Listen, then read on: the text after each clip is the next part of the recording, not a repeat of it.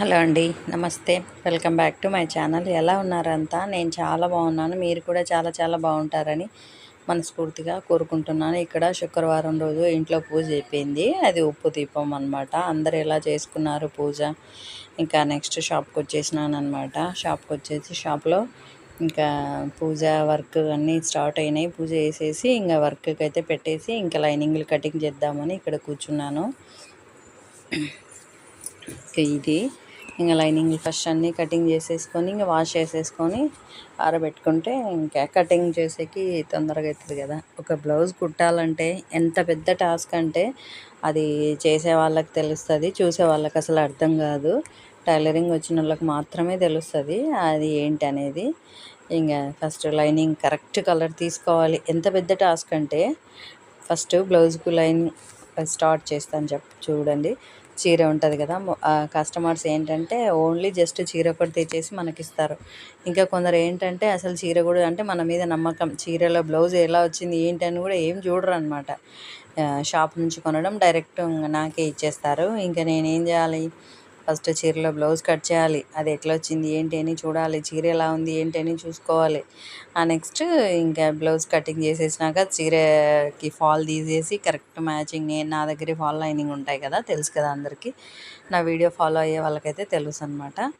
ఇంకా మన దగ్గరే లైనింగ్ ఫాల్ ఉంటాయి కాబట్టి శారీకి కరెక్ట్ మ్యాచింగ్. నాకు అటు ఇటు అయితే అసలు నచ్చదు. మా టైలర్నే నువ్వే కొనుక్కొచ్చుకొని వేసుకోరా అని చెప్తాను, నా దగ్గరికి నా మ్యాచింగ్ కరెక్ట్గా లేకోకుంటే. సో ఇంకా ఉంటే మాత్రం కంపల్సరీ నా దగ్గరదే ఇచ్చేస్తాను. ఇంకా ఫాల్ కరెక్ట్ మ్యాచింగ్ తీసేసి ఆ పిల్లకి ఇచ్చేయాలి. నెక్స్ట్ ఇంకా బ్లౌజ్కు కరెక్ట్ లైనింగ్ తీయాలి. లైనింగ్ కూడా అటు ఇటు ఉంటే వెయ్యను, ఖచ్చితంగా మ్యాచింగే ఉండాలి. అందుకే చాలా ఉంటాయి కదా లైనింగ్లు నా దగ్గర, ఇంకా కంపల్సరీ మ్యాచ్ అవుతారులేండి. ఇంకా నెక్స్ట్ దాన్ని వాష్ చేసుకోవాలి. ఇట్లా కటింగ్ చేసుకొని లైనింగ్లన్నీ ఫస్ట్ కటింగ్ చేసి పెట్టుకుంటాను అనమాట.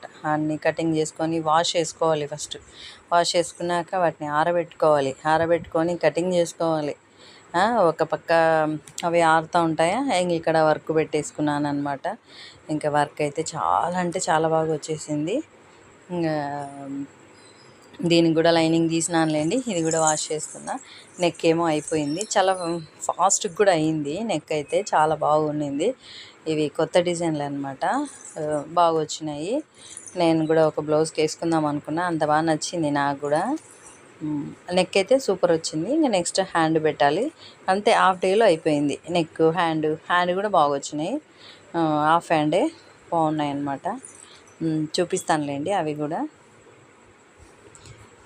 వర్క్ అయితే నీట్గా ఉందన్నమాట, ఫినిషింగ్ నీట్గా వచ్చేసింది. ఇంకా దీని లైనింగ్లన్నీ ఇంకా వాష్ అయిన తర్వాత వీటిని కటింగ్ చేసేసుకొని ఇంకా 1 బై 1 కుట్టడం స్టార్ట్ చేయాలన్నమాట. ఇలా ఉంటుంది బ్లౌజ్ కుట్టడం అంటే, ఆషామాషి కాదు. ఇంకా జనాలు ఏంటంటే ఏముంది బ్లౌజే కదా అంటారు, కానీ కుట్టే వాళ్ళకి తెలుస్తుందండి ఆ పెయిన్ ఏందనేది. మైండ్ అంతా ఒక చోట పెట్టుకోవాలి. రాగానే మనకు ఇప్పుడు టైలర్స్ ఏంటంటే రాగానే మిషన్ మీద కూర్చుంటారు, ఫాస్ట్ కుట్టేస్తారు. కానీ నాకు అట్లా కాదు కదా, అదే అనమాట. ఇదండి ఇవాల్టి నా చిన్న వీడియో. లైక్, షేర్, సబ్స్క్రైబ్ ఖచ్చితంగా చేసుకోండి.